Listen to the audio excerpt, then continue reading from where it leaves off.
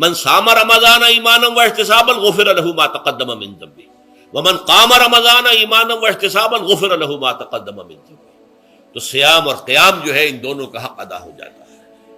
تو یہ ہے شہر رمضان الذی انزل فیہ القرآن ھدی للناس وبینات من الھدی والفرقان فمن شہد منکم الشہر فلیصم ومن کان مریضا او علی سفر فعدۃ من ایام اخر یرید اللہ بکم اليسر ولا یرید بکم العسر ولتکملوا العدۃ ولتکبروا اللہ علی ما ھداکم ولعلکم تشکرون. اب جو آخری لفظ ہے لعلکم تشکرون، اب اس کی وضاحت سمجھیے. اور رمضان کے یہ دو پروگرام جب پیرلل ہو جائیں گے، جب دونوں کی پابندی کی جائے گی، تو اس کا حاصل کیا ہے؟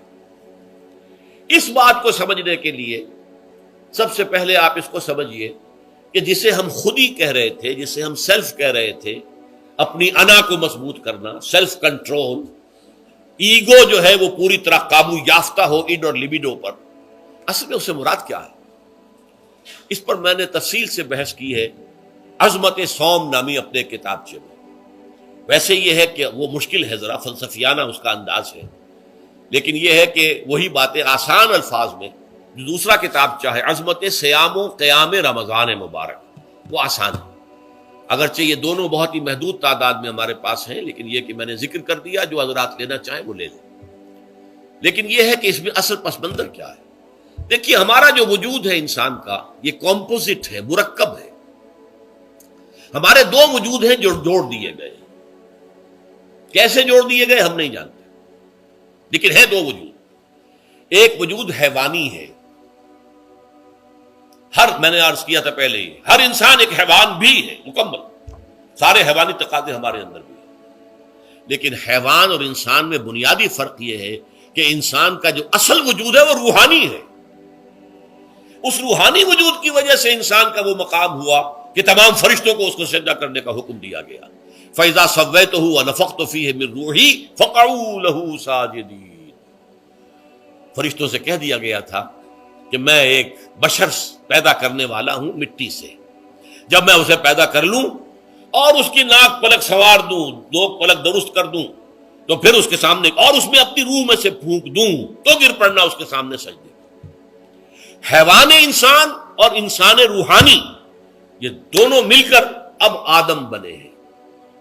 نمبر دو، اس حیوان انسان کا وجود زمین سے ہے، مٹی سے پیدا کی، مٹی سے، گارے سے، طین لازب سے، چپچپانے والے گارے سے، وہ جس میں کہ بدبو پیدا ہو جائے، یہ ساری باتیں کہی گئی ہیں.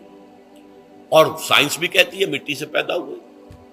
کیسے پیدا ہوئے اس میں اختلاف ہے، لیکن یہ کہ ہے مٹی ہماری اوریجن، قرآن بھی کہتا ہے اور سائنس بھی کہتی ہے.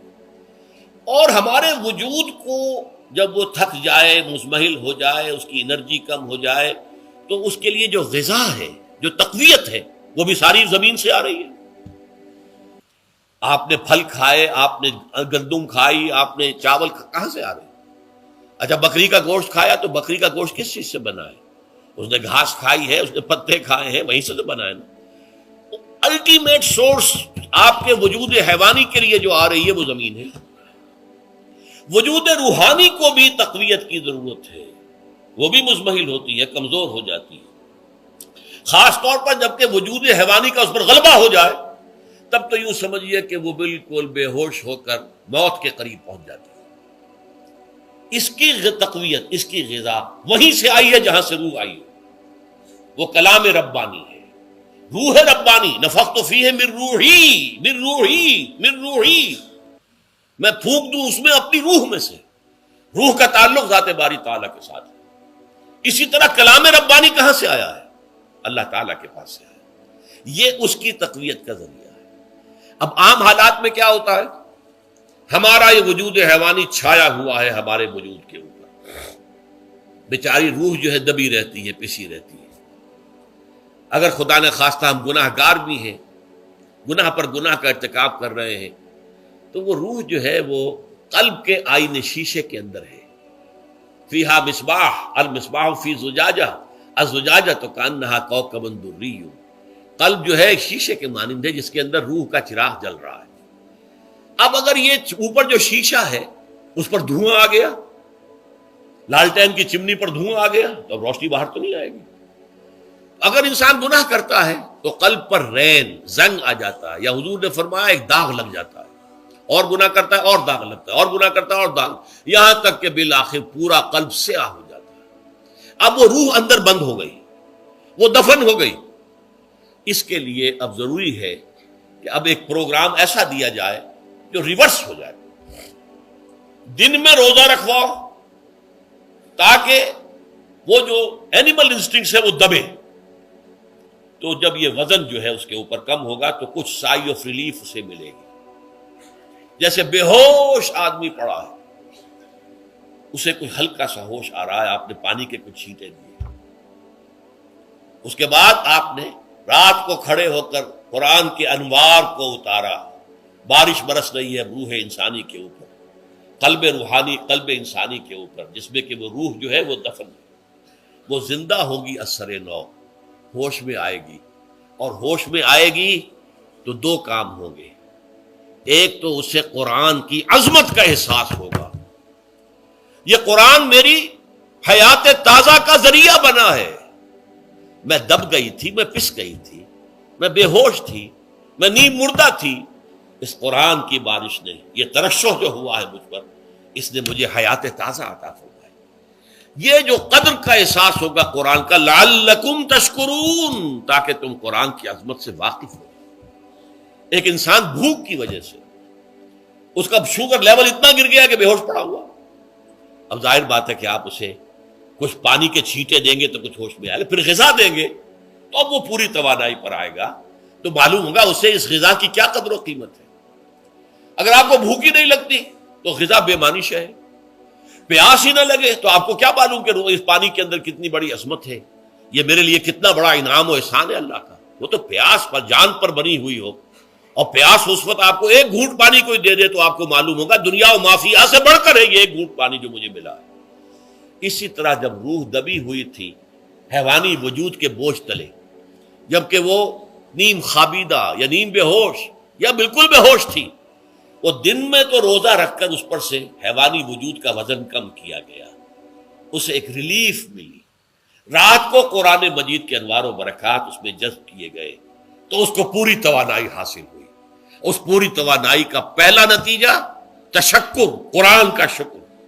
الحمدللہ الذی انزل علی عبدہ الکتاب ولم یجعل لہ عوجا. پھر وہ قلب کی گہرائیوں سے نکلے گا. سارا شکر اس اللہ کے لیے جس نے اپنے بندے پر صلی اللہ علیہ وسلم کتاب نازل کی اور اس میں کوئی کجی نہیں رکھی، کسی طرح کی ایش پیش نہیں. یا تبارک الذی نزل الفرقان علی عبدہ لیکون للعالمین نصیرا. بڑی بابرکت ہے وہ ذات جس نے اپنے بندے پر فرقان نازل فرمایا تاکہ وہ تمام جہان والوں کے لیے نذیر اور خبردار کرنے والا بن جائے. یہ قرآن کی عظمت کا احساس. اور ظاہر بات ہے جس قدر کسی نعمت کی قدر و قیمت کا احساس ہوگا اسی قدر تو آپ شکر ادا کریں گے. اگر آپ نے کسی بچے کے ہاتھ پر ہیرا رکھ دیا، اسے کیا پتا یہ ہیرا کس بلا کا نام ہوتا ہے، وہ سمجھے گا کانچ کا ٹکڑا ہے. لیکن اگر کوئی واقعتاً کو جوہر شناس ہو، جوہری ہو، اس کو آپ ہیرا دیں گے تو اسے معلوم ہے کہ مجھے کیا چیز دی گئی ہے. اس کے اندر جو شکر پیدا ہوگا وہ اس بچے کے اندر تو نہیں پیدا ہو سکتا جسے معلوم ہی نہیں. تو قرآن مجید کی اصل عظمت سے انسان واقف کب ہوگا؟ جبکہ اس کے ذریعے سے اس کی روح کو ایک حیات تازہ مل جائے اور اس طرح وہ پروگرام ریورس ہو جائے جو عام طور پر چل رہا تھا. ساری توجہ اپنے جسم پر، اس کے تقاضوں پر. جسم میں تھوڑی سی پھنسی نکل آئی ہے، بھاگ رہے، دوڑ رہے ہیں اس کے علاج کے لیے. کوئی اور مرض لاحق ہو گیا ہے، بھاگ رہے ہیں، دوڑ رہے ہیں اس کے علاج کے لیے، بڑی بڑی فیسیں بھی دے رہے ہیں. ساری جسم کی پرواہ ہے. روزانہ نہا رہے ہیں اور اچھے سے اچھا صابن لا کر نہا رہے ہیں، وہ جسم کی پرواہ ہے نا، اس کی دیکھ بھال ہے. روح کی طرف توجہ ہی نہیں. یہ ہے وہ بات جو کہی گئی ہے سورہ حشر میں، اور جسے علامہ اقبال نے پھر اپنے فلسفہ خودی کی اساس اور سورس قرار دیا ہے. وَلَا تَكُونُوا كَالَّذِينَ نَسُوا اللَّهَ فَأَنسَاهُمْ أَنفُسَهُمْ أُولَٰئِكَ هُمُ الْفَاسِقُونَ. دیکھو اے مسلمانوں، ان لوگوں کے مانند نہ ہو جانا جنہوں نے اللہ کو بھلا دیا تو اللہ نے انہیں اپنے آپ سے غافل کر دیا، اور یہی لوگ فاسق و فاجر ہیں. یہ سوال پیدا ہوتا ہے کہ انسان اپنے آپ سے کہاں غافل ہوتا ہے؟ کیا اپنے وجود حیوانی سے غافل ہوتا ہے؟ کیا بھوک لگتی ہے تو وہ ادھر ادھر منہ نہیں مارتا؟ غذا کو حاصل کرنے کے لیے کوشش نہیں کرتا؟ پیاس لگتی ہے تو کیا پانی یا کوئی اور مشروب تلاش نہیں کرتا؟ کوئی بیماری لاحق ہوتی ہے تو کیا اس کے علاج کی طرف توجہ نہیں کرتا؟ اسے آرام کی حاجت ہوتی ہے تو آرام نہیں لیتا؟ اپنے اس وجود سے تو غافل نہیں. کون سے وجود سے غافل ہوا ہے؟ وہ روحانی وجود سے غافل ہے. بھول گیا کہ میرے اندر روحانی وجود بھی ہے اور اس کا تعلق ذات باری تعالیٰ کے ساتھ ہے. اس نے سمجھا کہ میں بس حیوان ہوں، نرا حیوان ہوں، اپنے اس وجود کی اصل حقیقت ہی سے بے خبر، غافل. چنانچہ آج کے دور کا سب سے بڑا المیہ کیا ہے؟ ڈارون کے نظریے کے جو اثرات پیدا ہوئے ہماری معاشرت پر، ہماری سوچ پر، ہمارے فکر پر، ہمارے فلسفے پر، ہماری سوشولوجی پر، وہ کیا ہے کہ ہم بھی نرے حیوان ہیں. اللہ اللہ خیر سلام. یہ سب سے بڑی محرومی ہے اس دور کی کہ انسان اپنے اصل شرف سے خود ہی مستعفی ہو گیا. ہمارا کوئی وجود ہے ہی نہیں، روحانی وغیرہ. روح کسے کہتے ہیں ہم نہیں جانتے، بس یہ جسم ہے. ہم اللہ کو نہیں جانتے کون ہے کون نہیں ہے. ہوگا ہم تو اس کائنات کو جانتے ہیں. ہم روح سے واقف نہیں، ہم تو اپنے جسم کو واقف. آخرت سے ہمیں کچھ پتہ نہیں، شاید ہو شاید نہ ہو، کچھ پتہ نہیں. لیکن یہ زندگی تو ہے، اسے ہم جانتے ہیں. یہ ہے آج کے انسان کا سب سے بڑا المیہ. اور یہ ہے ماس اسکیل کے اوپر ارتداد، ذہنی طور پر مرتد ہو چکے ہیں. انسانوں کی عظیم اکثریت مرتد ہو چکی ہے. یہ ہے در حقیقت کہ روزہ جو ہے اس پروگرام کو آ کر ریورس کرتا ہے. دن میں کھانے پینے، جنسی تقاضے پر پابندی، وہ وجود حیوانی کا وزن کچھ کم ہے. روح جو دبی ہوئی تھی، یا سسک رہی تھی، یا بے ہوش تھی، یا نیند مردہ تھی، اسے کچھ ریلیف ملا. اب اس کے اوپر قرآن مجید کے تیرے ضمیر پہ جب تک نہ ہو نزول کتاب، گرہ کشاہ نہ رازی نہ صاحب کشاف، ہمارے دلوں کے اوپر بارش ہو رہی ہو انوار قرآنی کی. وہ ظاہر بات ہے کہ بغیر سمجھے تو نہیں ہوگی بارش.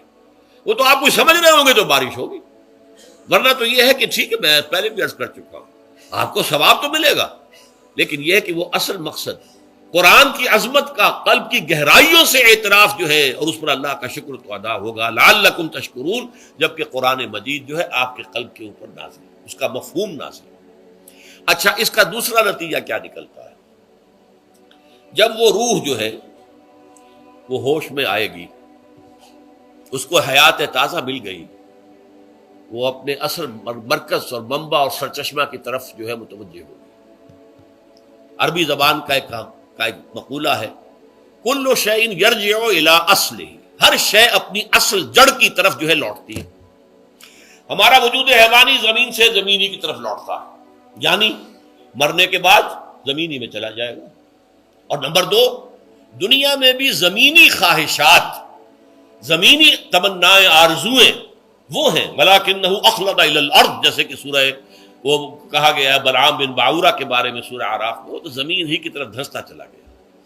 ہماری روح کا منبع اور سرچشمہ ذات باری تعالیٰ ہے، وہ امر رب ہے، لہذا فوراً انسان اپنے رب کی طرف متوجہ ہوتا ہے. یہ اللہ کی طرف متوجہ ہو جانا اور پھر اس سے ہم کلام ہونا اور اس سے دعا کرنا، یہ ہے روزے کا اصل مقصد.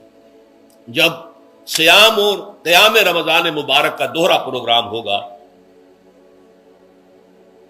تو روح انسانی یا انسان کا حیوانی وجود اپنے مرکز کی طرف مائل پرواز تھا. حسن، اس کو کہہ لیجئے اپنے مرکز کی طرف مائل پرواز ہے. روح ہر شے اپنی اصل کی طرف لوٹتی ہے، لہذا یہ اللہ کی طرف متوجہ ہوگی. یہ اللہ تعالیٰ کی طرف متوجہ ہونے کا معاملہ دنیا میں رہا ہے کہ لوگ کہیں جنگلوں میں جا کر تپسیائیں کر کے، غاروں میں بیٹھ کے، بڑی بڑی ریاضتیں کر کے کیا چاہتے تھے؟ مجھ کو ہے تیری جستجو، مجھ کو تیری تلاش ہے. خالق میرے کہاں ہے تو، مجھ کو تیری تلاش ہے. میں نے یہ نظم جو ہے تقریباً 6 سال جو ہے ہر روز صبح، ہمارا جو ہائی اسکول تھا اس میں جو صبح پریئر ہوتی تھی، لوگ سب جمع ہوتے تھے، پورا اسکول جو ہے اس کے ہمارے طلبا، تو یہ نظم جو ہے پڑھی جاتی تھی. مجھ کو ہے تیری جستجو، مجھ کو تیری تلاش ہے. خالق میرے کہاں ہے تو، مجھ کو تیری تلاش ہے. روح انسانی چاہتی ہے اللہ کا تقرب، اللہ کے قریب ہونا، اللہ سے رشتہ استوار کرنا. یہ وجود حیوانی حائل ہے اس کے راستے میں. یہ حیات دنیاوی اس کے لیے پنجرا بن گئی ہے. اس روح کے لیے یہ ایک در حقیقت ایک قید خانہ ہے. جیسے کہ حضور نے فرمایا کہ دنیا سجن المومن و جنت الکافر، مومن کے حق میں یہ دنیا قید خانہ ہے، اس کی روح جو ہے یہاں آ کر اس جسد حیوانی کے اندر جو ہے وہ دفن ہو گئی ہے، قید خانہ ہے، اس پنجرے میں بند ہو گئی ہے۔ تو لیکن وہ کافر کے لیے یہی باغ و بہار ہے، یہیں پر عیش کرنے ہیں، یہیں پر مزے لوٹنے ہیں۔ تو اس سے در حقیقت ریلیف ملتا ہے، تو انسان متوجہ ہوتا ہے اللہ کی طرف اور دعا کرتا ہے اللہ سے ہم کلام ہو۔